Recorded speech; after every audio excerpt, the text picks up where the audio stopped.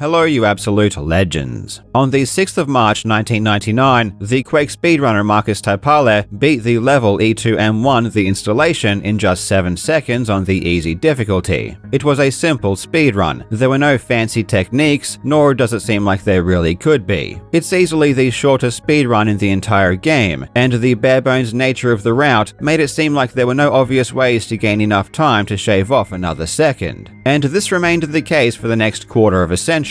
For over 25 years, the community at large believed that Marcus's run of 7 seconds would remain unbeaten forever. And not for lack of trying either. Over the years, our understanding of how to strafe jump optimally has vastly improved, and players were getting lower and lower 7-second runs. But they never seemed close enough to where 6 seconds was a realistic possibility. Even as we entered 2024, a time of 6 seconds was still deemed to be unachievable. Even if you took the best parts of every run ever, even if you stitched together the perfect run, it still wouldn't be fast enough to get a 6-second run. And yet somehow, someway, on the 15th of August, the runner AIM64 did exactly that, finishing E2 and 1 in 6 seconds and beating a record that had stood since before the turn of the millennium. This run is the most perfect Quake speedrun ever performed. Sure, it's also the shortest, but the precision required to pull this off is far higher than anything else that's ever been done. Literally every single frame of movement had to be examined closely to find every possible time save. And this run is essentially indistinguishable from a theoretical perfect run, at least as far as what a human could ever hope to accomplish. In today's video, we will take a quick look at E2 and 1 and to learn why it took a perfect speedrun to break Quake's oldest record. I really hope you enjoy. Now legends, I really hope you're all looking after yourselves. I want you to feel good and I want you to look good. And when it comes to looking good, you cannot beat today's sponsor, Geology. Geology is a 35-time award-winning personalized skincare company. And if you're not taking good care of your skin, you absolutely should be. When you look and smell good, people treat you so much better. It makes such a big difference in life. Personally, my skin is super oily, so I need to use Geology's everyday face wash or my face looks and feels gross. Plus, I use their nourishing eye cream because I have massive black eyes from not getting enough sleep. But if you're having problems with dry skin or acne, Geology is perfect for that too. Geology has a whole range of products including body washes, deodorants, and hair shampoos and conditioners, and seriously, everything smells amazing. There is a good reason Geology has over 10,000 5-star reviews. And right now, Geology is offering a free 1-month skincare sample set. That's $50 value and you just pay the $4.95 shipping. Plus, you can save up to 50% off any additional products you add on top. Just click the link in the description or scan the QR code on screen and use code CarlJobs100. This is a really good deal, so don't miss out.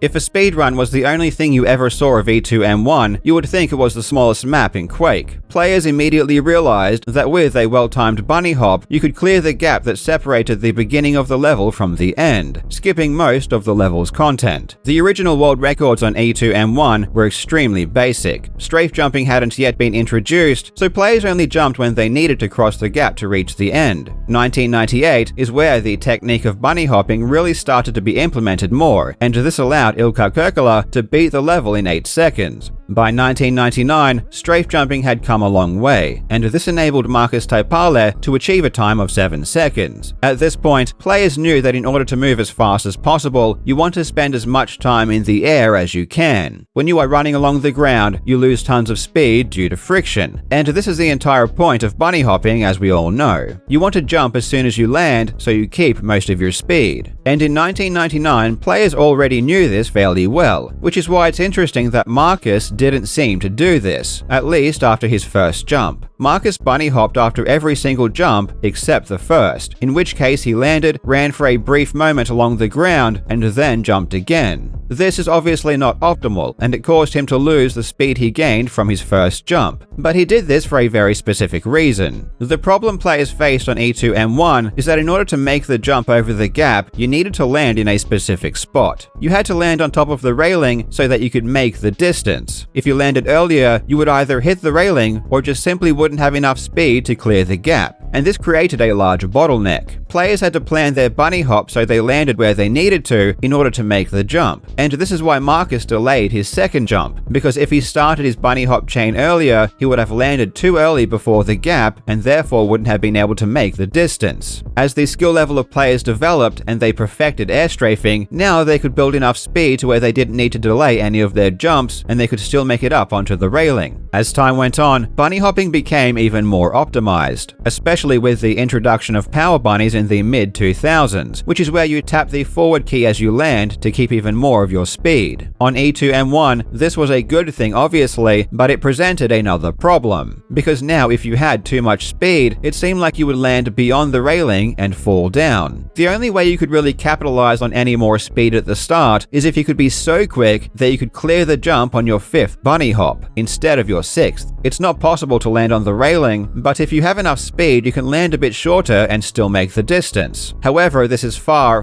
more difficult and requires insane movement precision. This is why if you look at the speedrun.com rankings, you'll find a massive bottleneck of players after the 7.6 second mark. Only a handful of players can currently execute the starting movement in such a way to make the gap in 5 bunny hops. In 2020, the runner Chambers beat the level in 7.161 seconds, which seems really close to 6 seconds, but realistically, it's still light years away. This run is already almost perfect, and despite Chambers being so close, a 6-second run was still out of the question, because even if he took his best segments and spliced them all together, he still couldn't achieve a 6-second run. However, Chambers did do something rather incredible last year when he beat the level on Nightmare difficulty in 6 seconds. On the Nightmare difficulty, Chambers was able to take advantage of a damage boost from one of the grunts. This boost adds a ton of speed. In fact, it adds so much speed, you can see that Chambers had to take some really wide lines to still land in the correct spot and not overshoot before the jump. Despite 6 having been attained on Nightmare, and despite the Easy record being so close, a 6-second run on Easy was still deemed to be impossible. And I wish I could say that there was some kind of really interesting, unexpected breakthrough that happened in 2024 that made it possible, but that's just not what happened. And this is also one of the things that makes Quake such an insane game to speedrun. In my opinion, Quake is the quintessential game in speedrunning when it comes to pure movement mechanics. Quake is great because it's impossible for a human to move optimally, and every single frame is an opportunity for time to be lost or gained against other players depending on how well you can move. To illustrate my point, I'll compare Quake to some other popular speedrunning games. In a game like Super Mario Bros., movement is very easy. It just requires you to press and hold a single button. Anyone can do it, and everyone will be moving at the same speed, regardless of skill. So the difficulty of Super Mario Bros. Speedruns comes in the execution of glitches that are dispersed throughout the run. In a game like GoldenEye, movement speed is similar, where it's capped and controlled by a button. Therefore, the difficulty here really comes in when you need to aim or turn. In a game like Super Mario 64, movement mechanics become more challenging. Movement speed is affected by how well you can time your button presses, so there is an added level of difficulty. This is what makes SM64 so great to watch at the top level. And then when it comes to Quake, we reach the pinnacle of movement, where your mouse precision during every single frame affects how fast you move. If you are turning too fast or too slow on any frame, you'll lose time. It's a constant struggle. Strafe jumping is so difficult that it's impossible to do it perfectly. There is always going to be some loss of speed due to human inconsistency. And in the case of E2M1, a run of 6 seconds was seen to be impossible based on how well humans had previously played. But if you really examine the movement down to its tiniest components and really make sure everything is as perfect as it could be, you'd be surprised at where there is time to be gained. And in the past few months, a relative newcomer to Quake, known as AIM64, would do exactly that. He studied the level in more detail than anyone ever had before, finding the absolute ideal way things could be performed. For example, at the very start of the level, the best players had been bumping their heads on a sloped arch during their first jump. This helped them avoid going too high and made them land sooner and start their bunny chain earlier, and therefore they wouldn't need to take a wider line if they had a lot of speed. But AIM64 realized that players hadn't been doing it perfectly. perfectly. He realized you could hit the slope slightly lower so you could land earlier, and he realized if you looked a bit more sideways, you could also get a slight speed boost. He calculated that if he did it perfectly, he could save several hundredths of a second over the previous record. The only problem is that doing it this way is stupidly precise. It's so precise that it would take him 30 minutes of replaying the start over and over again to do it a single time. That's 30 minutes of the same 1 second start over and over and over again in order to save a few hundredths of a second. This is the level of detail he was getting into. When doing power bunnies, you want to tap the forward key when you land the fewest frames possible. This is because when you are pressing forward, you can't turn. And any frame you aren't turning is a frame you aren't building speed when strafe jumping. So AIM64 really focused on tapping forward as quickly as he could so that he could use every possible frame to turn and gain speed. And he realized he could gain another few hundredths of a second over other players if he did it perfectly. And these tiny improvements eventually added up to where a theoretical best run could now finish in 6.98 seconds. For the first time in history, a run of 6 seconds was at least theoretically possible. And with the door now open, AIM64 wasted no time in making it happen. And on the 15th of August 2024, he achieved this run.